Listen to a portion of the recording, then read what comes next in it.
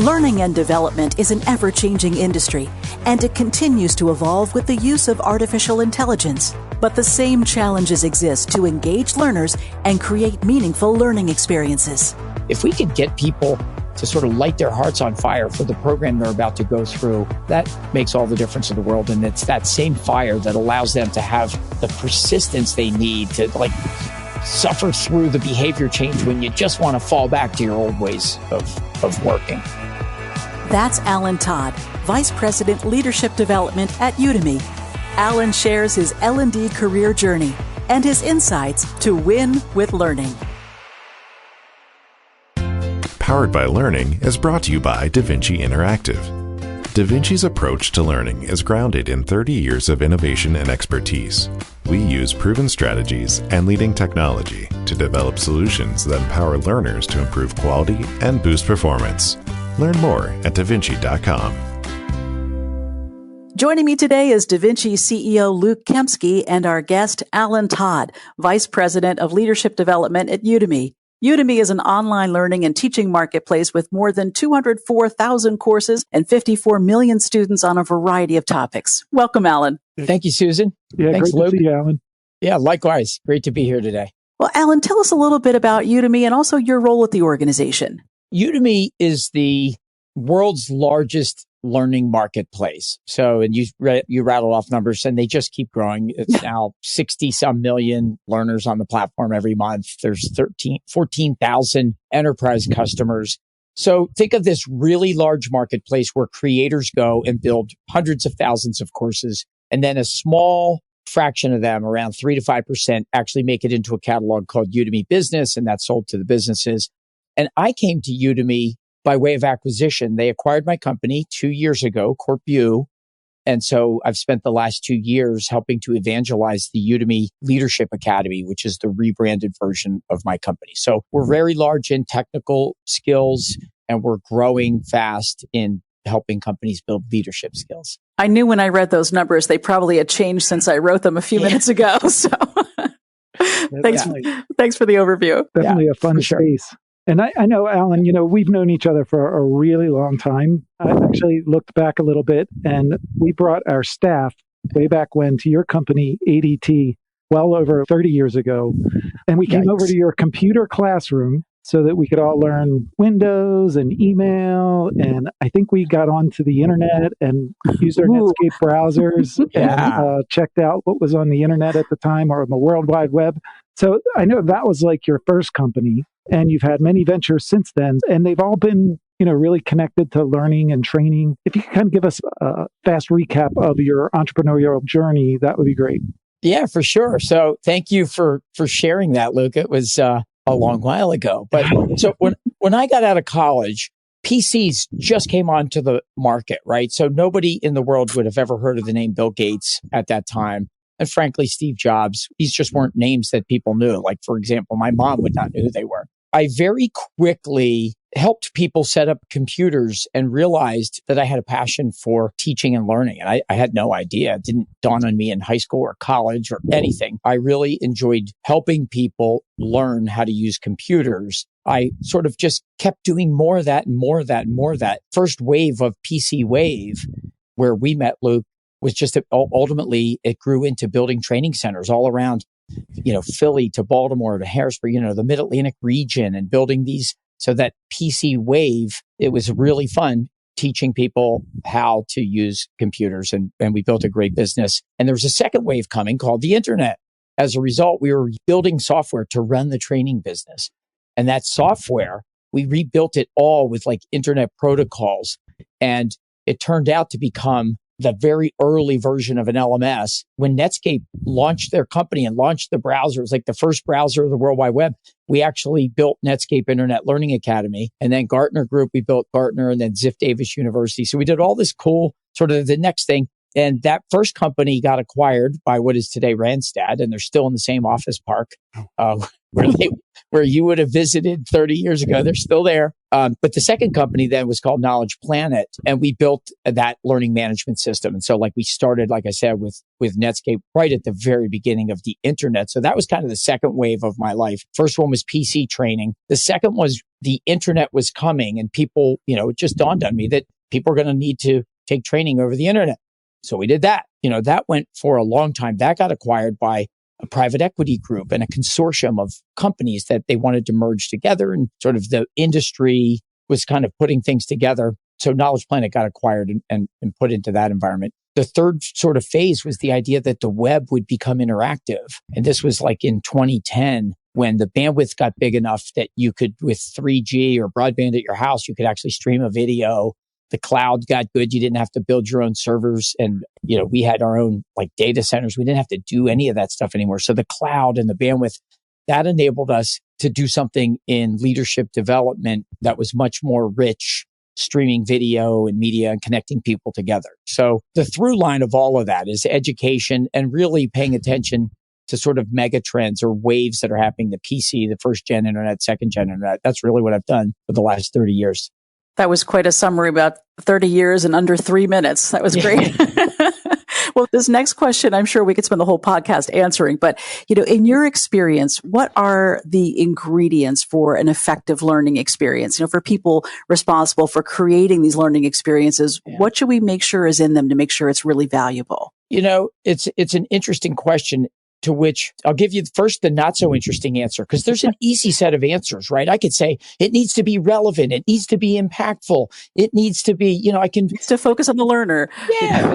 Isn't that common sense? And it should be engaging. Think about the opposite of all this. Do you really want it to be boring and not timely? And no, I want it to be timely and impactful and relevant and focus on the learner. I want to break it into small chunks and not give them long, boring stretches. So I have to take bigger things and chunk it into smaller things and link them together, right? Maybe I have to space content out over time. So space, not mass together. I don't want to take video lectures. People used to take 2-hour video lectures and put it on the web and call that a course. And, just terrible design and all of that stuff. Here's my sort of different answer. If you say to me, what makes a difference? And after a lot of years of study and research and looking at the academic bodies of research, there's at least a third of the outcomes are explained by what happens before learning and a third by what happens after learning. So when you look at the learning, I think it explains a third of the power of the outcomes. So if you go to a company, you're designing, I would say, ask people before learning,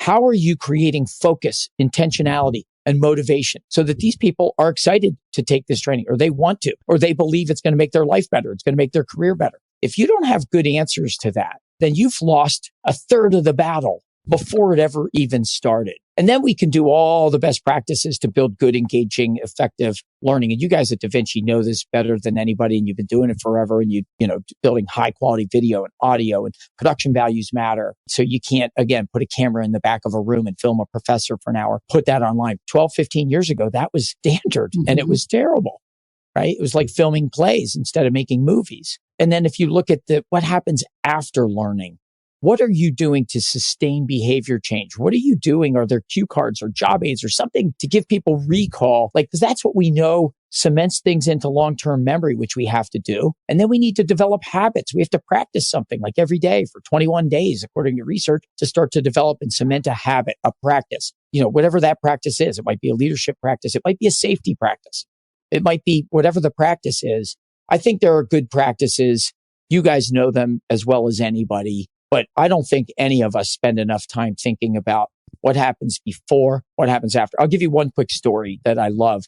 One of my partners at CorpU was Mike Barger, and he used to run Top Gun. He was a naval pilot, and then he was a Top Gun pilot, and then he ran the Top Gun, and he's also co-founder of JetBlue. So his story is a completely crazy story. But Mike always here's what he described as Top Gun. And this is my example. You want to do Top Gun training design, do Top Gun learning. He would say, we'd come in and spend 4 hours in a classroom setting up the scenario.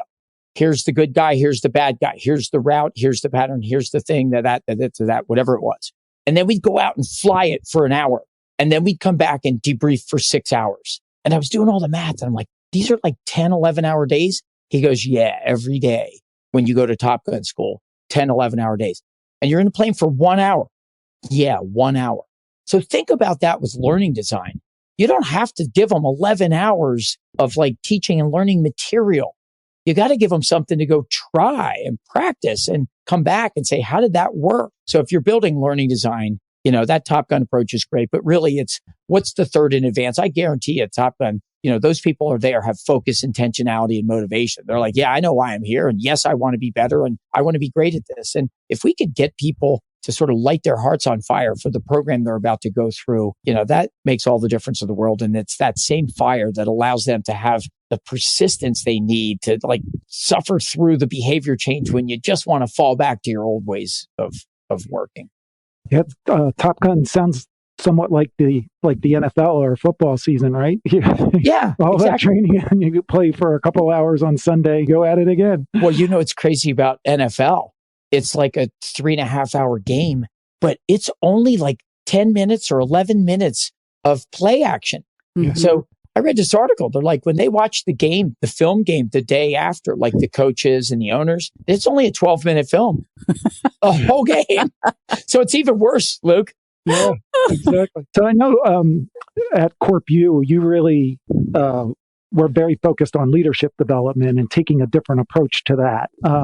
Talk about kind of what that approach was, what inspired it, and how it's been received and has been measured, if it's been measured at all, and how it's working. Here's what happened. After Knowledge Planet, I had a multi-year non-compete. So I didn't know what I was going to do. I couldn't really do that, what I love to do. So and Top Gun school was out. You knew you weren't going to do that. They didn't offer me a slot. I would have done that. But instead, they offered me a slot in a doctoral program at the University of Pennsylvania.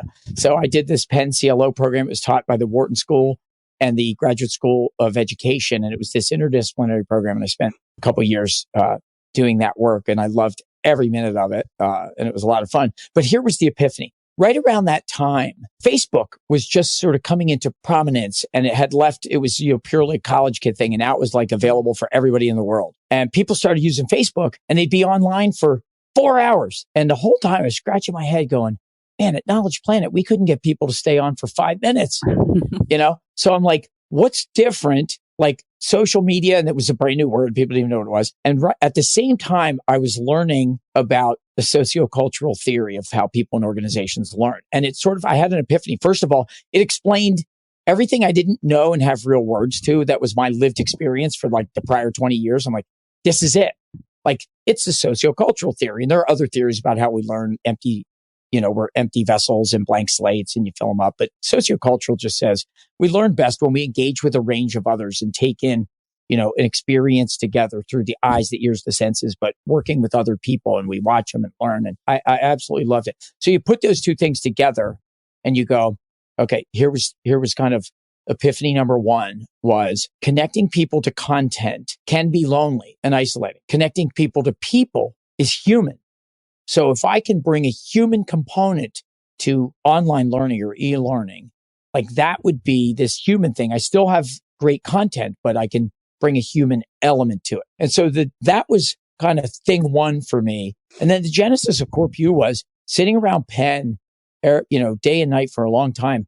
And I started looking at executive education because I'm kind of interested in executive education, leadership development. Then I looked at the competitors and looked at Stanford and Harvard. And what I found was exec ed was expensive, exclusive. It was mostly a good old boy network. So it was, 90% white male teachers that they never measured any impact at any exec ed I ever saw. The outcome was a signal. You were like a slap on the back. Like, you made it. We're sending Luke off to Harvard to take some executive education because we're promoting him to be a senior leader.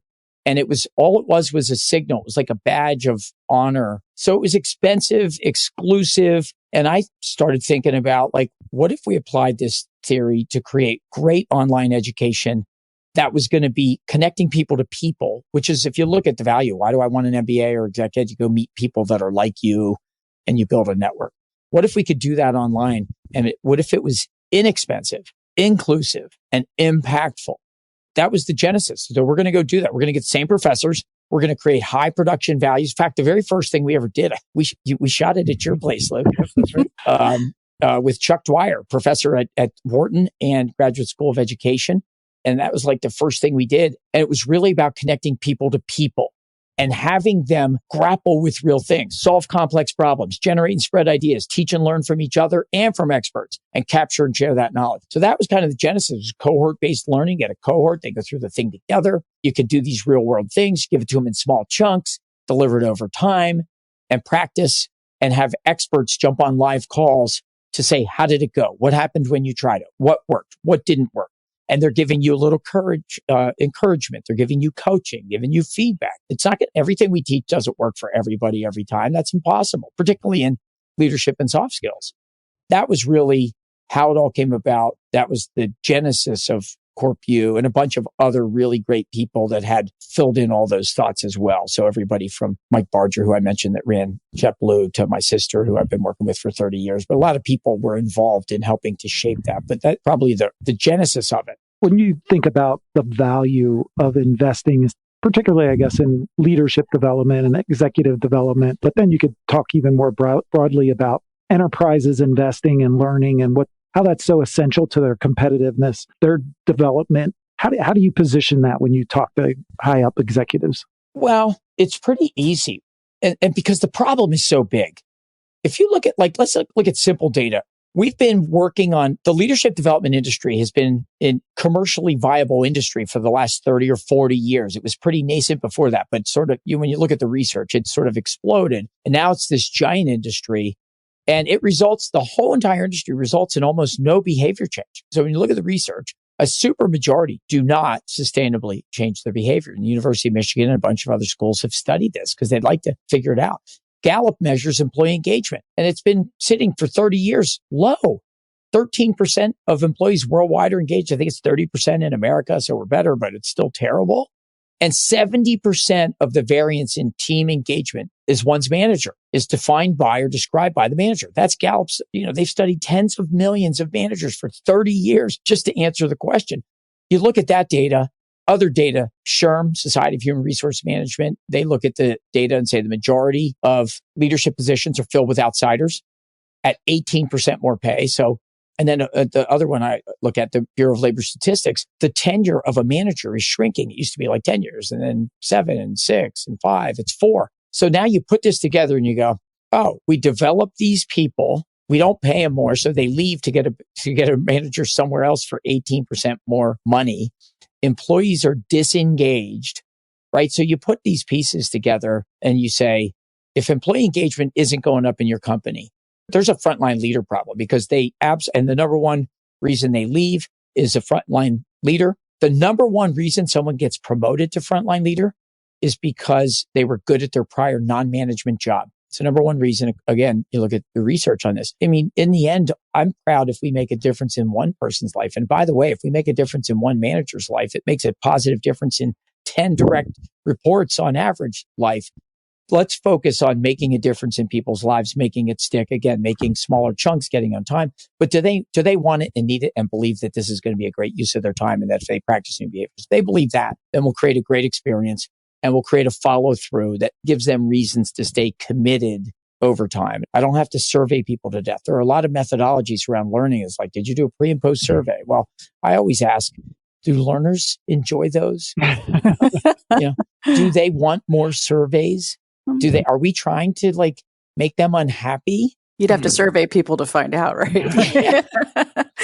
So there are non-intrusive ways, and that's what I'm obsessed with right now, which is to find non-intrusive data mining. There got to be ways. We're doing a bunch. We're pushing the envelope on new to world innovations around measurement, and something that I like to think about a lot, but some ways to do it without more surveys and more self-reported stuff, but more connecting the outcome data to some of these second order effects like retention and promotion and engagement.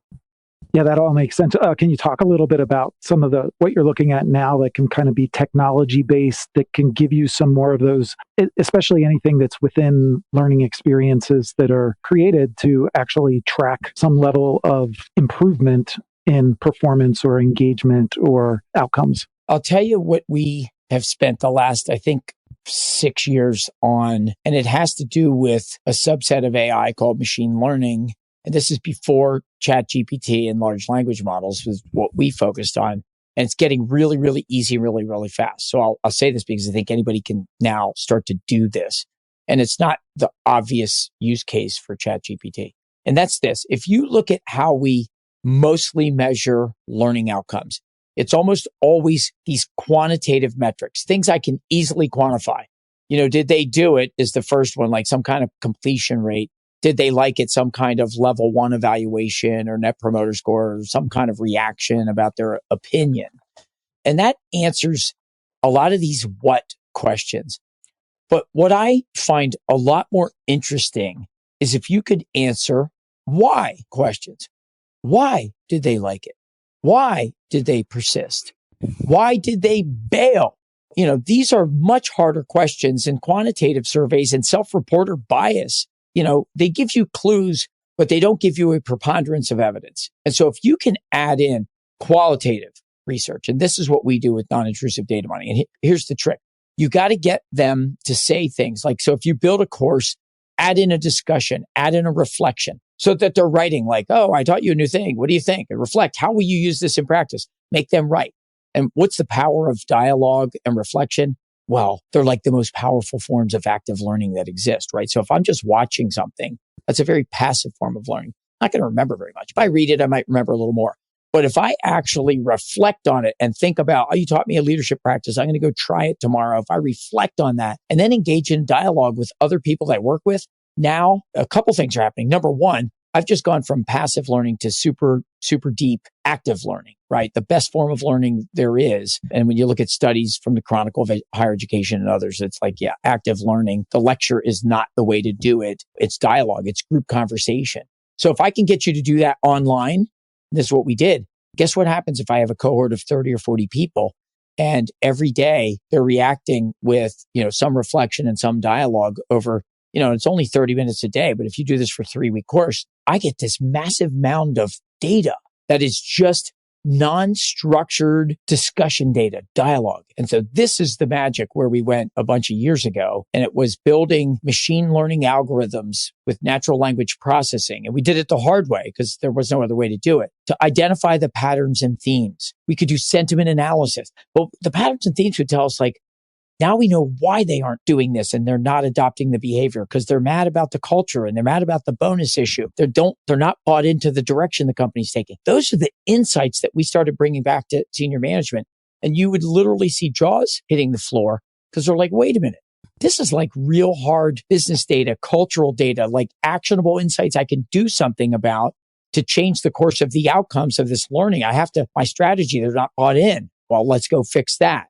Or the language we've got a new sort of mantra or script or capability. They're not using it. So we can identify that. So the why comes from non-intrusive data mining, looking for patterns and themes in this unstructured data. If you can get the unstructured data in the form of structured dialogue, like if you have live meetings like this, just record them and turn the transcript on.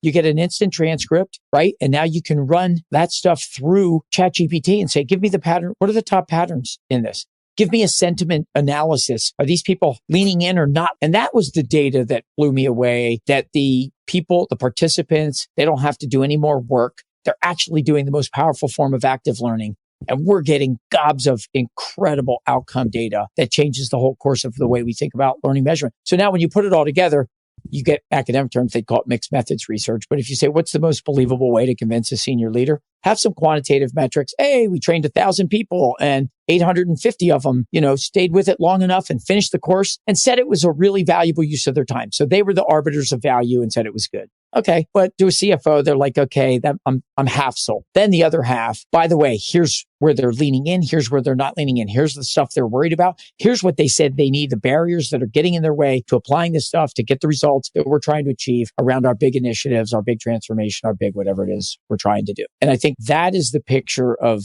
measurement that I'm most excited about. And it's an interesting way to think of using Chat GPT to do some of the natural language processing for you. And there are more and more tools and other people are playing with this and we're playing with. How can I build one so that your company, the more it uses it, it's training the transformer on your company. So it's using also web data, but it gets smarter about your company the more you use it. So there are a lot of people doing that. And take that another step farther at the highest level of an enterprise and thinking about competitiveness and how, what if you're not doing that and your competitors are doing that and you're in a constantly changing economy, marketplace, technology, all that rapidly evolving, and you're trying to compete. How can learning make a difference in being able to win? That's actually my favorite topic is winning through learning. And I think there's a lost art. In 1991, Peter Senge wrote The Fifth Discipline, The Art and Practice of the Learning Organization. So I think we're in a renaissance period and the time is now. And essentially my equation for success is learning greater than change. If learning's greater than change, you win in the marketplace. And I'm not talking learning like we think in L&D. I'm talking about organizational learning. Are you building the capabilities that the business requires to achieve its results? When the CEO of Coca-Cola says we're going to double the business in the next 5 years without doubling cost, that says we're going to grow fast and we're going to grow our profit. So we're going to have to build some new capabilities about access to fresh water. So these are organizational capabilities. And we want to help build those capabilities. If I'm in the L&D profession, I'm going to help you build capabilities, the organizational capabilities that are most critical to the senior leaders to drive the future performance of the business, what we need to do to be competitive. And if our organization, if learning is greater than change, we are an innovator and we're shaping the learning curve. If learning is less than the rate of change, then we're climbing someone else's learning curve and we're struggling and staying behind. And that learning curve involves, like some people use the term like reskilling or upskilling, but it's a lot of people. And it's not just upskilling the people, because competent people is not a full capability. The systems, the processes, so we need systems thinking and look at the environment within which those people operate. So if you can create the conditions and shape the environment for learning, as a learning leader with business leaders, and then run programs that have before and after training to cement that change, now you're really building the capabilities that matter to the firm, that drive competitiveness. And yes, Luke, 100% agree. You can actually work in a high change world. The person with the highest rate of learning creates the highest rate of change and drives that curve for everyone else to follow. That's the way to win. There you go. That's the way to win. You mentioned AI. And when you think about how disruptive do you think AI is going to be to kind of the training industry, the learning and development industry, whether it's from people like us who create learning experiences or for the companies who make the technology, the LMS technologies? What are you seeing and what do your instincts tell you based on your journey that this is, how disruptive is this going to be? And what kind of things should we look at that are happening now that might give us a clue of what's going to be in 2 years, 3 years out? With regards to the question of AI and Chat GPT and the future of our profession, a couple things just jumped to mind immediately. When they said probably 8 years ago, all cars would be self-driving by like 2015. And I remember 15 years ago, on current course and speed, China's GDP will be bigger than the United States by 2012. Like whatever, fill in your blank numbers, but things went way past.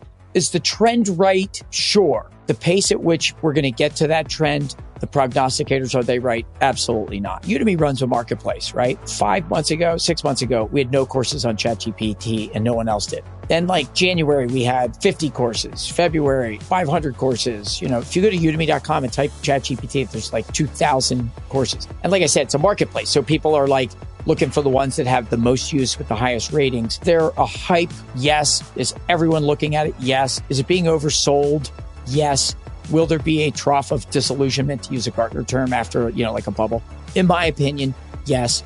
Is it as powerful as we think it's going to be? Also, yes. But over a long ramp, the slope of enlightenment will take much longer than we think. This is such a great conversation, Alan, and I'm sure our listeners will be sad to know that we're ending. However, we want to let them know that they can continue to listen to you on your Udemy podcast. Tell us a little bit about that and where people can find you. I host a podcast called Leading Up with Udemy, and we're on all the podcast platforms. And it's been a lot of fun. So we get people that are studying all these issues, like top professors, Udemy instructors, and a lot of learning leaders from our our customer base that come in. So take a listen on whatever platform you like. Leading Up with Udemy. Thank you. We'll put that in the show notes so people can find you. Thank you, Susan. Thanks, Luke. It's great talking to you, Alan, and definitely inspiring to keep us all motivated with what's next in our industry and beyond. Yeah, super. Thanks, Alan. Great to see you both. What a great learning career Alan has had. Yeah, I know. It's always fun to talk to him. Great to hear about his entrepreneurial journey that's been a journey really in sync with the evolution of learning technology. I liked his point about creating learning experiences. That there's at least a third of the outcomes are explained by what happens before the learning experience we create, and then another third by what happens after the structured experience. We have to pay more attention to those befores and afters. I also think he made a key point about e-learning, saying connecting people to content can be lonely and isolating. But when you connect people to people, it's human. When you bring a human component to e-learning, it becomes more engaging, more natural, more accountable. You network, you share, you learn from each other, leading to what Alan referred to as cohort-based learning, which you're starting to hear that term a lot more these days. We're using a cohort-based model now for a learning platform we're developing at DaVinci, and we'll have to save that for a future podcast. So we covered a lot of ground with Alan. Leadership training, measurement, AI, machine learning. But I think the big message with Alan is win with learning. In a constantly changing, highly competitive world, make learning your way to be the best and win. Yeah, he has certainly seen a lot of changes over the years, Luke. And I think his point about connecting with humans is so important, especially as we go forward into this next chapter of learning and integrating artificial intelligence. So we'll have to get Alan's takes on that at some point in the future. Sounds good. Well, thank you, Luke. And special thanks to Alan Todd of Udemy. And if you have an idea for a topic or a guest for Powered by Learning, please feel free to reach out to us at poweredbylearning@davinci.com.